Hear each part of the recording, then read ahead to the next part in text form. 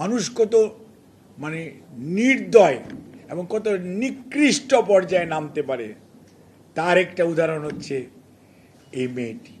আজ আমরা তার আত্মার মাগফিরাত কামনা করি, তার পরিবারের পাশে আমরা সবাই থাকতে চাই এবং যে দোষী তাকে ধরা হয়েছে এবং তার যথাযথ বিচার এমন হওয়া উচিত যার কারণে যাতে দৃষ্টান্তটি আইন কখনোই নিজের হাতে তুলবে। একজন উচ্চারণ করেছেন মাইরা ফেলানো, this is too bad, this is too bad. আইনকে তার নিজস্ব গতিতে চলতে দিতে হবে এবং দৃষ্টান্তমূলক শাস্তি নিশ্চিত করতে হবে, সো দ্যাট এইরকম অপরাধের পুনরাবৃত্তি ঘটানোর চেষ্টা অন্য কেউ করার দুঃসাহস না দেখায়। আমি একটা উদাহরণ দিই আপনাদের কাছে। এক সময় এই দেশে অ্যাসিড ভায়োলেন্স খুব বেশি ছিল।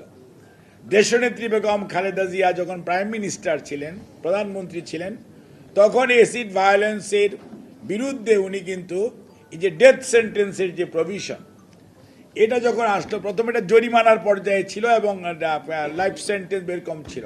গ্রাজুয়ালি যখন ডেথ সেন্টেন্স এটা আসলো, গ্রাজুয়ালি আপনি দেখেন অর্থাৎ আইনের প্রতি মানুষের শ্রদ্ধা এবং ভয় দুটিই কাজ করলো। গ্রাজুয়ালি আজকে অ্যাসিড ভায়োলেন্সের পরিমাণ আলহামদুলিল্লাহ অনেক কমেছে, সমাজে অনেক কমেছে।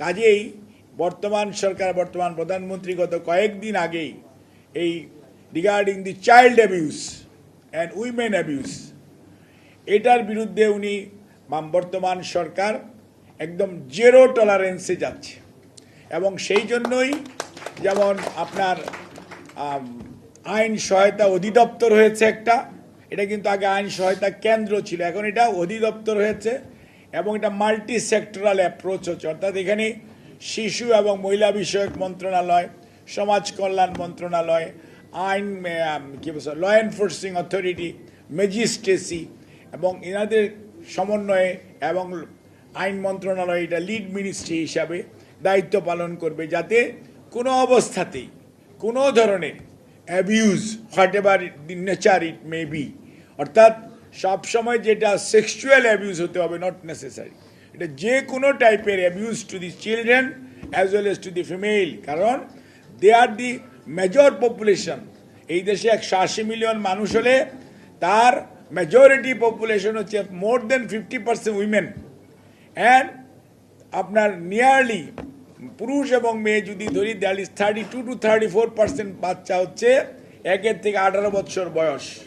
কাজ এই যে মেজর গ্রুপ অফ পিপুল, এই গ্রুপ অফ পিপুলকে রাইটস অ্যান্ড প্রিভিলেজকে আপনার সত্যিকার অর্থে এস্টাবলিশ করা এবং তাদের এটাকে রক্ষা করা, এটি বর্তমান সরকারের, বর্তমান প্রধানমন্ত্রীর একটি আমাদের নির্বাচনী অঙ্গীকারের এটি একটি অন্যতম স্তম্ভ এবং এটার ব্যাপারে আমরা সবাই কাজ করছি।